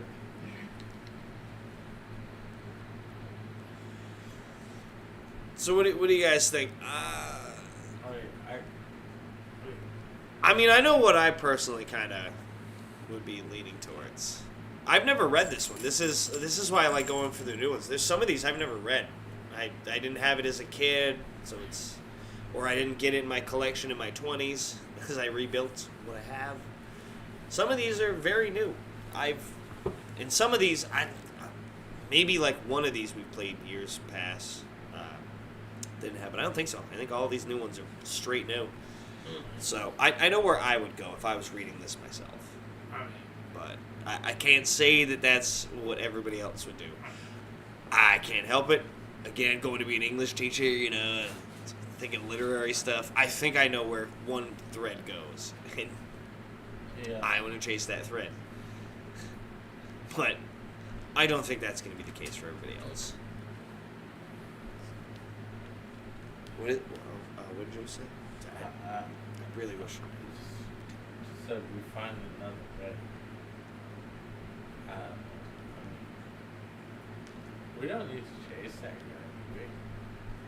guy. You could do either. They're probably. I don't think either of these is going to be a bad end.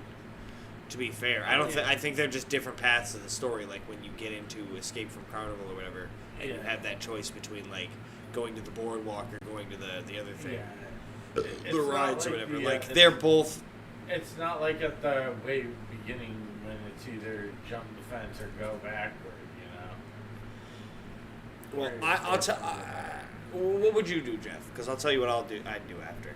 I go to the lodge and I'd be like, hey, yeah. That's funny. You go to the lodge. I would go the other way. Just lip-wise, I know that's.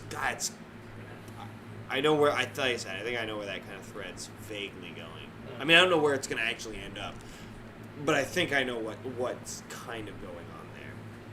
And actually, there's another reason to follow that thread if you ever actually paid attention to the intro of Goosebumps, the show. Yeah. This character exists in that intro.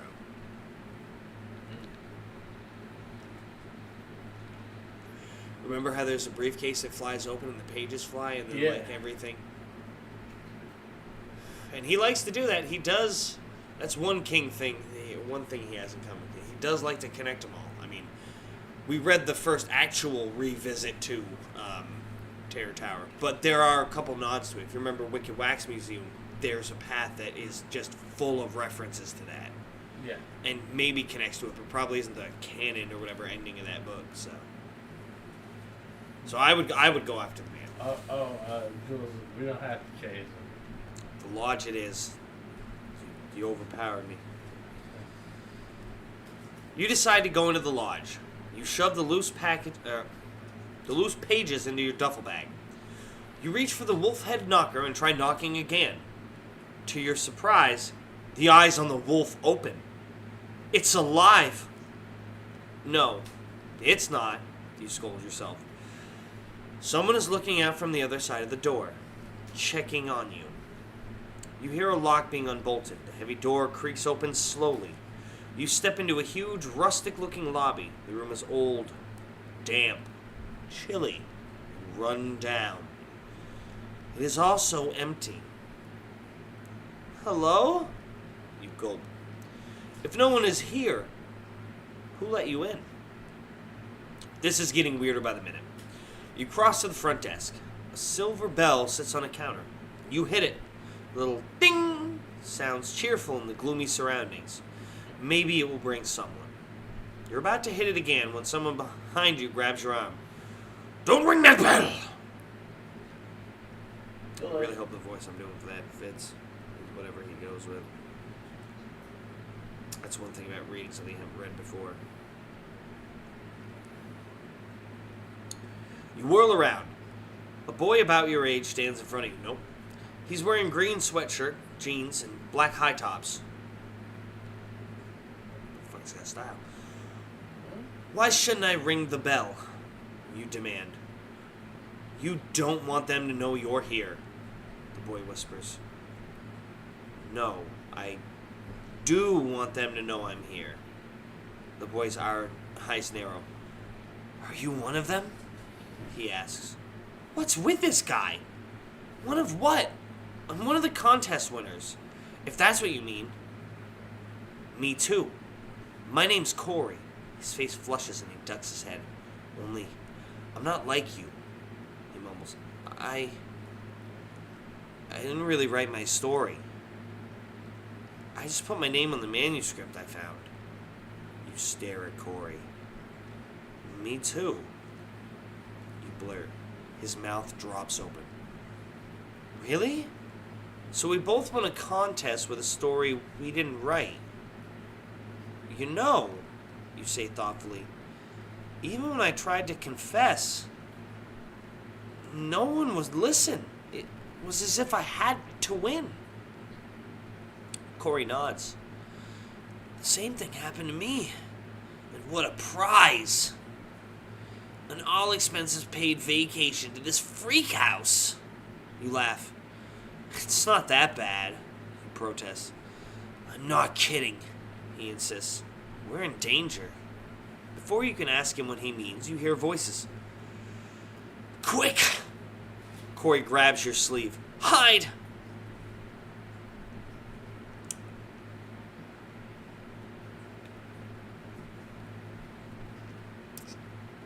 Corey pulls you into a closet built under the stairs.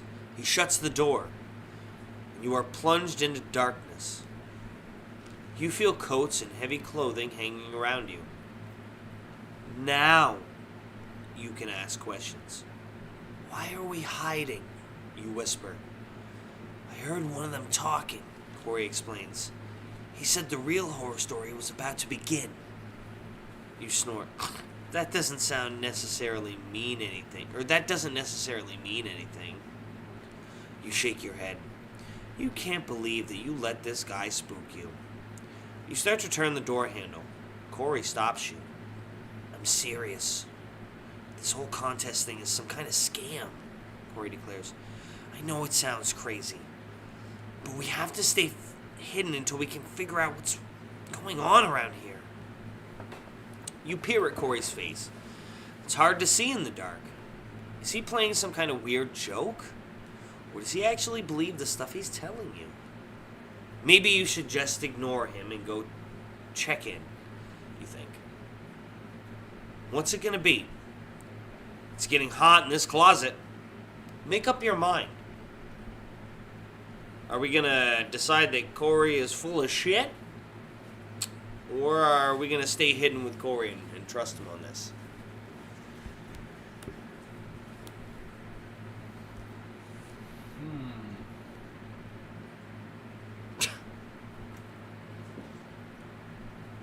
So, if I get these, oh no, I just memed it. Now, correct me if I'm wrong, but did we get fucked because we didn't listen to Todd the first time? Or no, we got fucked because we did listen to Tom. Oh, we're a 50-50. Because we did listen to Tom and he fucked us. But then we didn't listen to the person I was telling you we really should have listened to. And that fucked us. I don't know. We're batting 1 for 1. Or 1 for 2, whatever, you know. 0 for 1, same. 0 for 2, bro. No, we got... Well, yeah, but that was... In terms of trusting people, one time it was a good idea. One time it was a bad idea. Oh, yeah. So, here we go. Is this kid full of shit? What do we think? Are they full of shit? So, I just... Oh, well, we got one vote already. You've got a better... You're kind of The vote techie in the was- podcast on this. Yup. What did she say? We're going with Corey. Trust and him? House. Yeah. Corey and House. That's my favorite anime. I know. That's the GOAT anime right there, I Corey mean, and House. Yeah. Goated. Shoot. Only up there with that Boba one. No fan.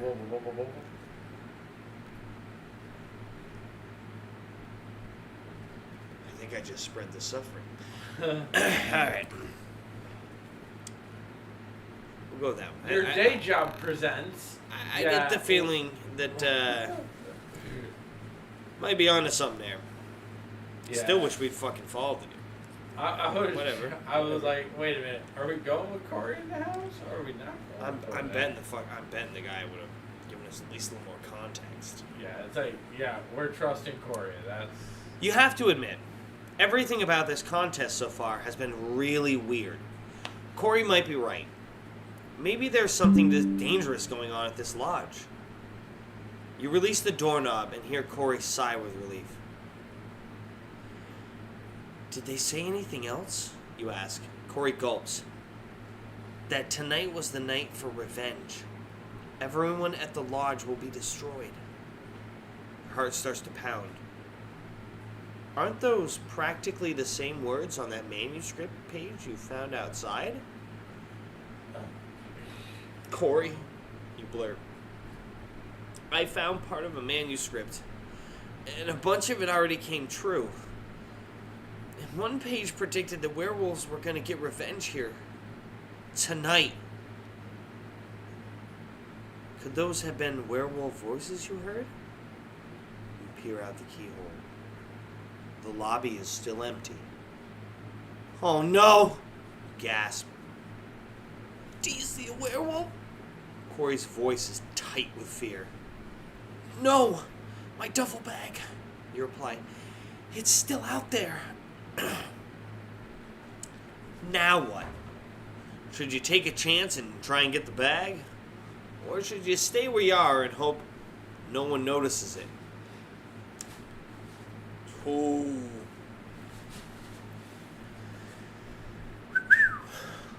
Well, we definitely weren't an English stars. We're a massive fucking plagiarist, which is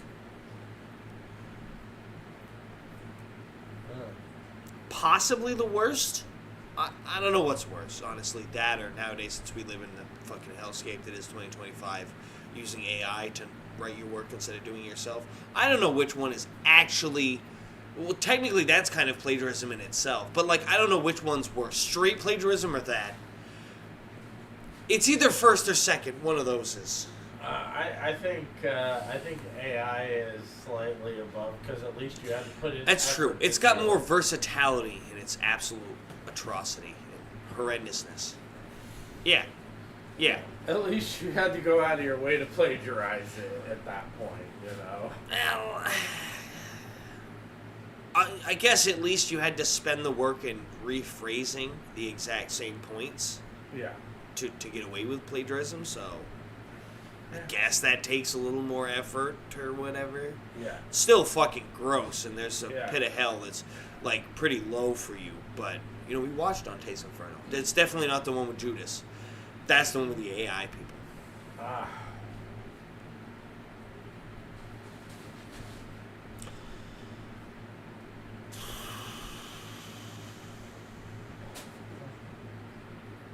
I don't know. Well, this is, as far as I can tell, this is a decent enough kind of, choice. I don't rightly know if it'll instantly kill us or bad end us a page or two later if we go for the bag. Sometimes it's like that, and then you manage to break away, and there's a whole nother path. So, Yeah, that has happened a couple times. You know, We got one vote. what do you Go think? for it. Go for the bag. To grab that bag. You know, it's the second time tonight we're gonna, I think, risking it for the Triskin it. Yeah. Jules is really coming in for us. You know, Mr. Chat might have been Z. Probably. Does go by Mr. Wom, whatever. That's thing. And as somebody who used to go by Mr.GreenMachine, to anybody who actually follows my channel for long enough to remember the split, I can still find all those videos and watch them. Although their dates seem to be wrong. I don't know what's up with that. It's weird. Anyway, that might have been. It usually comes in clutch for us on this, but.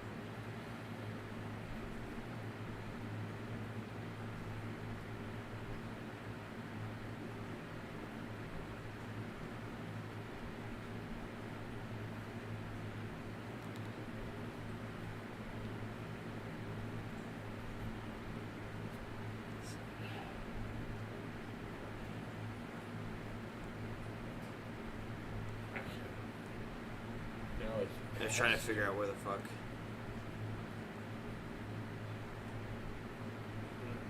What's that? I know it's in the 20s. Apparently someone had leftover soup they should.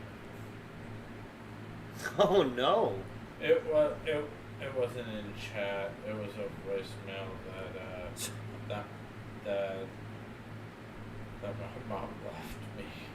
I'm like, who had the leftover soup? No. Why?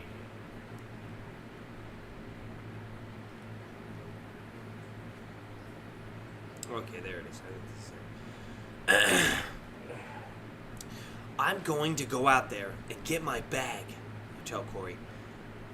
It sounds as if there's still a couple floors up. I think I can make it. Before Corey can stop you, you open the door and crack and slide out. You race over to the bag, grab it, and head back to the closet. The voices are still one flight up. You've got just enough time. You're going to make it. Whoops! Thud! Your feet go flying out from under you as you slip on a piece of paper, and you land flat on your back. The paper flutters down onto your face. You lie there, the wind knocked out of you, and you peel the paper off your face. It's the next page in the story.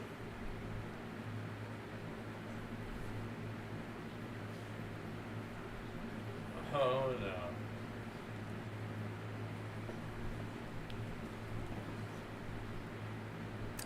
It doesn't sound like it's going to be good.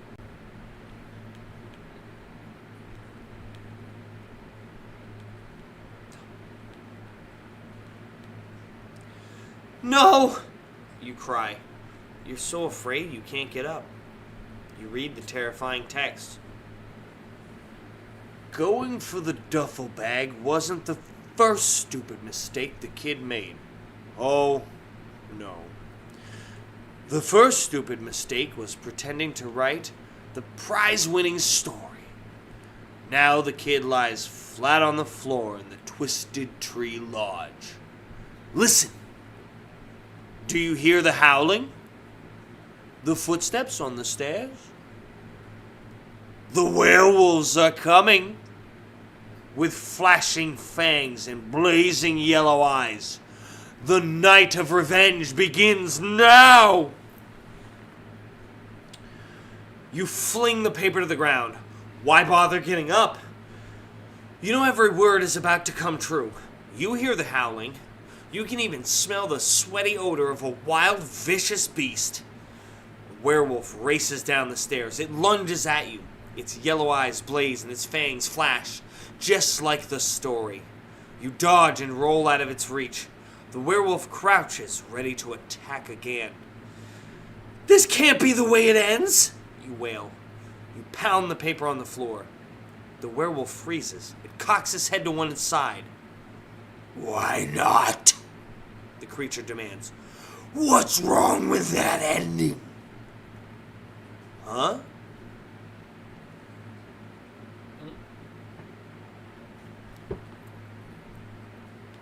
Oh, dang.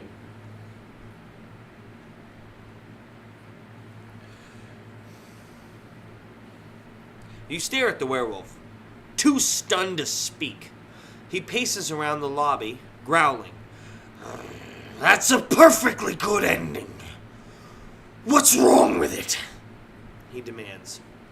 Corey bursts out of the closet. Too obvious! He bursts. He shouts. The werewolf glares at Corey. What do you mean? What you've written is, like, so predictable, Corey explains. I mean, you write it, it happens. So where's the surprise? Even though Corey sounds like he knows what he's talking about, you can tell he's really scared. But his plan to distract the werewolf seems to be working. Uh-oh. He may be having luck with this werewolf, but a dozen more beasts are now slinking into the lobby. Now what?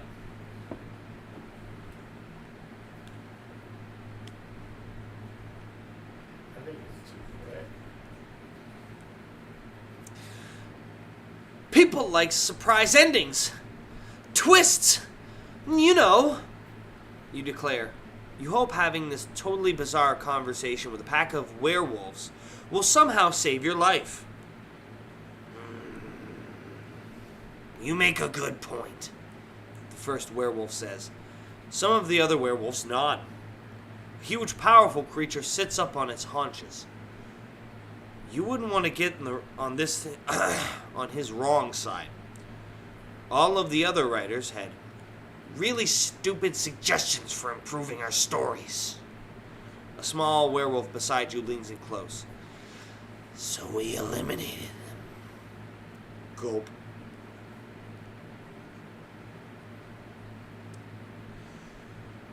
Will you stay and help us fix our stories? The huge werewolf asks. You and Corey glance at each other. He raises an eyebrow. You shrug. After all, do you really have a choice? Since you and Corey are total horror fans, you know what makes a good story. The werewolves are excellent students. In no time at all, several werewolves publish best-selling horror stories. You and Corey enjoy your time at Twisted Tree Lodge. Of course, it can be a little hairy at times. The pressure is always on. For you and Corey, it's edit. Or else. The end. Oh, hey, that's that. That was a cut up. That was the best ending we've got so far. That was a cut it. up. I like that ending. I'll actually. take that. I'll one. say it. I like that Holy ending. jeez. That's a fucking nice ending. I'll take it. So we're gonna skip the ones we know. That they're not yet. Next is Invaders from the Big Screen. Oh, and this is one of the one of these ones. It's a special edition from that era. Oh, nice. So this should be a fun one. While I'm reading, Jules, girl, you got any opinions? What do you think about that? What do you think of our ending and whatnot? I mean, we survived, albeit a little hairier. No, I mean that was a good ending. We didn't get killed. We didn't get stuck in a nightmare thing. We didn't just get a sad, uncomfortable night stuck fucking waiting until the dawn and then not getting the thing that we set out, I guess, to do. Yeah. This, not a neutral, safe ending. This was a good ending. A neutral, but a neutral good ending. Yeah. Like, we came out pretty good. They had prize bestsellers. That was, dude, I like that ending. That's like your dream team ending, bro. That's not bad. Yeah. That's like you got stuck with the monsters, but in a good way. Yeah. You got stuck with monsters, Aight. but you know what? The dang good had a. Finally, you step up to the ticket window. You feel as if you and your friend Laura have been standing in the multiplex all day. As usual, you spent the entire time arguing about which movie to see. Laura is nervous about seeing House of 100 Horrors. She's kind of a movie wimp. Going ape in Blastovision is another possibility. A movie about a giant ape trained for combat games could be cool. Especially since the ads promise that Blastovision makes you feel as if you're in the movie. But watching your favorite superhero, Agent Z, battling the evil villain Dr. Aqua might be a good choice too. So what will it be? The woman behind the window asks. You turn to Laura. Okay, you announce. Time's up. We choose. Laura rolls her eyes. You pick, she declares. You always hate the movies I like anyway. That's just what you hoped she'd say. But now, it's up to you. So the movies on the marquee do we want to see? House of 100 Horrors. Agent Z versus Dr. Aqua. Or Going Ape in Blastovision. What do you think? I think we better see our friend as an agent.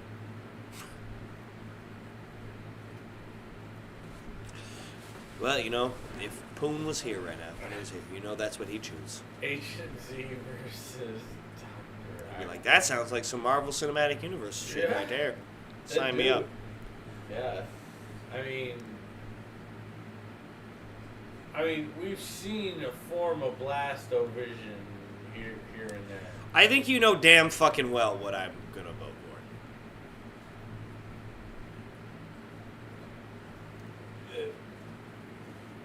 Yeah, I actually do. It's Obviously. It's the horrors. It's It's the one that sounds like it's a Grindhouse title, which is weird Yeah. because R.L. Stein actually it's kind of only draws one- more on like 50s stuff. You can tell he's a boomer. It's 900 less, and it's not just corpses. Nice. I'm glad you enjoyed that ending, Jules. I thought that I was thought a that good was a ending good too. ending. I'm like, I'll take it. Shoot. I mean, the other two, I'm like, shoot. We made asses of ourselves until dawn, and we failed pretty hard elsewhere.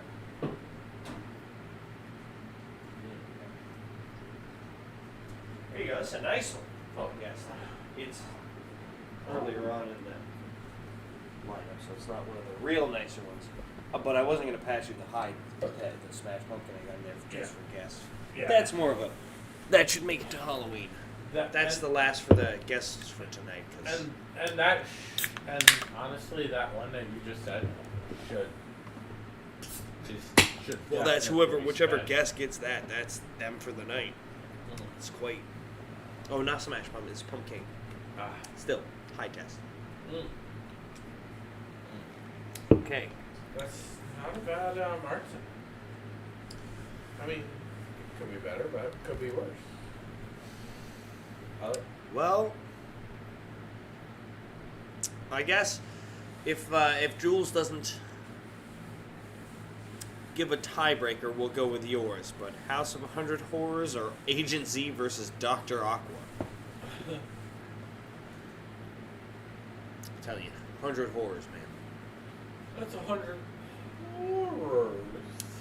Do you think Rob Zombie directed that one, or?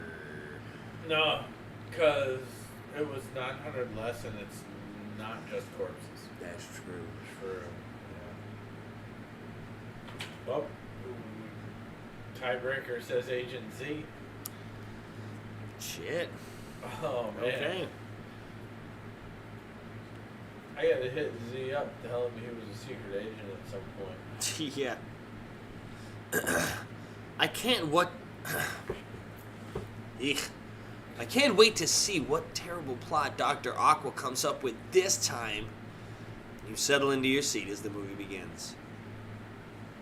And how Agent Z defeats him, Laura agrees. Vroom! Dr. Aqua roars into view on his supercharged jet ski. His webbed fingers expertly handle the controls, his gills flap in the strong wind. Soon all my dreams will come true, the fish-like scientist declares. I shall flood the entire world. Not if I can stop you, a voice cries. Agent Z! You and Laura cheer. Agent Z is at the helm of a sleek blue powerboat. He wears a slick wetsuit. He presses some buttons on the control panel. His boat hovers several inches above the water. It zooms after Dr. Aqua. He's my spray! Dr. Aqua hollers before shifting into high gear. The pair make so many dizzying maneuvers you feel seasick. Finally, Dr. Aqua reaches a giant dam. There's no escape, Dr. Z calls. Give up now! Fat chance, you mutter. If he surrenders, the movie's over.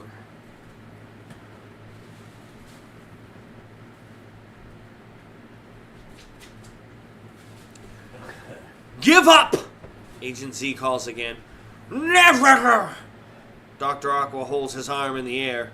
He clutches something in his webbed hand. A grenade, you whisper. He's gonna blow up the dam. You grin. This should be exciting. Blam! The flash from the explosion nearly blinds you. You throw your hands up to cover your eyes. That sure seemed real, you murmur. A rushing, pounding, roaring sound makes you drop your hands from your face. You gasp. Laura grabs your arm. The water! She screams. It's coming out of the movie screen! A torrent of water washes over the dam and into the theater. You can't believe it. The audience goes crazy. People dart frantically up the aisle. They bang into one another. They knock each other down. They shriek and scream, slipping into the rising water. You climb into the back of your seat. The water comes up to your neck. How can the movie turn real like this? You scream. Look out! Laura shouts. That's a true blasto vision. You dive underwater. The jet ski roars over you. You burst back up through the surface of the water. What was that? You sputter. That was Dr. Aqua, a voice behind you says. You kick hard underwater and turn yourself around. Agent Z! You gasp. Up on the movie screen, Agent Z bobs in a single water ski propelled by a handheld motor. He wears his trademark sunglasses. Dr. Aqua has escaped into your world, he tells you. That's never happened before. I need your help. You stare at the agent. He needs help from you? But what can we do? Laura asks. Agent Z gazes at you, or at least you think he does. It's hard to tell with those sunglasses. You have two choices, he tells you. You can either try to stop him in your reality, or you can help me foil his evil scheme in my world. It's up to you. You heard him. Decide. Oh, I'm ready to whoop some super villain butt. Yeah, but where? Here in the real. Or in the movie world. Come on, man. You've seen Last Action Hero. I know, dang it. I actually have. I don't think I've ever seen that movie, and the parts I have seen were years ago. So. Oh man, you should. And definitely I would be. watch it. I'd be surprised if you've seen it. Look, it's not like a terrible movie, but it's like a B. Yeah, it's not a great movie. Maybe a but B it's minus. Not terrible. So I'd give it a solid B. if I wanted to be a total jerk, I'd say B minus. Like there is C+. some interesting things in there. I'll give that movie. There's some things that maybe even a B plus. Maybe, but it It has barely. the heart. Yeah. It knows what it wants to say.